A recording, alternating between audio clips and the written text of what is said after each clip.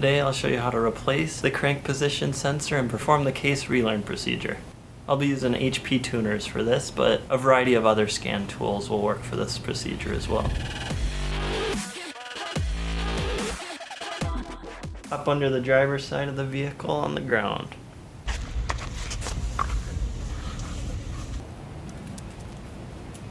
Alright, now we'll go ahead and disconnect the connector. This here is the connector. I'm reaching through around the rail from the wheel well, pressing the tab down, pulling off and removing. And a 10mm bolt on the side towards the bottom of the engine. Loosening up this bolt, securing the sensor in place. Pull the old sensor out. There's going to be a little bit of oil on it, so just be careful not to dribble it on your face or whatever.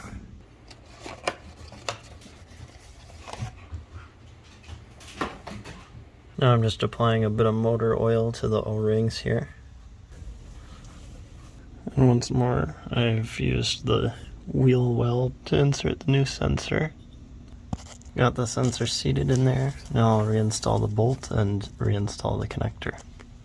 I applied some blue thread locker to that bolt to secure down the crank position sensor.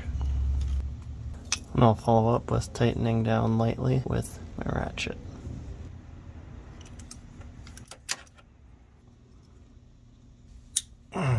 And with the crank position sensor reinstalled, I'll go ahead and do the case relearn procedure, also called the crank variation relearn. Let's hop inside.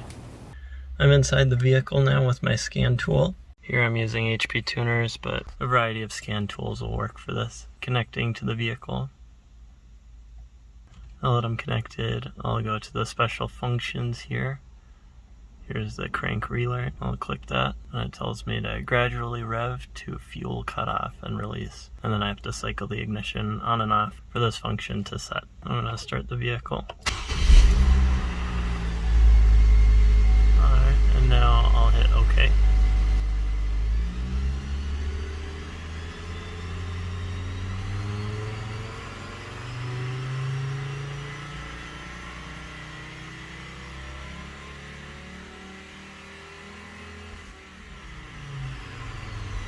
And there was the fuel cutoff. I'll cycle the ignition off, on, off again. And now the process is complete.